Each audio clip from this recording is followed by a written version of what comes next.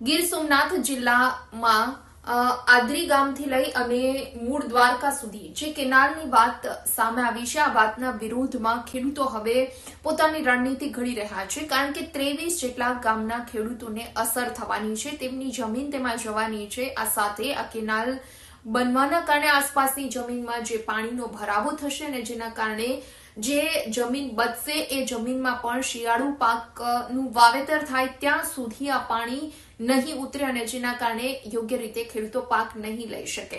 એટલે ગીર સોમનાથ જિલ્લાના 23 જેટલા ગામના ખેડૂતો આ કેનાલનો વિરોધ કરી રહ્યા છે। એક તરફ અધિકારીઓનું કહેવું છે આ મામલે કે સર્વે કરાયા બાદ ખેડૂતોની પરમિશન લેવામાં આવશે, તેમની સાથે વાતચીત કરાયા બાદ આગળ કાર્યવાહી કરવામાં આવશે। હજુ સુધી આ અંગેનું યોગ્ય જાહેરનામું પણ નથી બહાર પડ્યું, પરંતુ જે રીતે કેનાલ બનવાની વાત સામે આવી છે, આ વાતથી જ ખેડૂતો મુશ્કેલીમાં મુકાયા છે।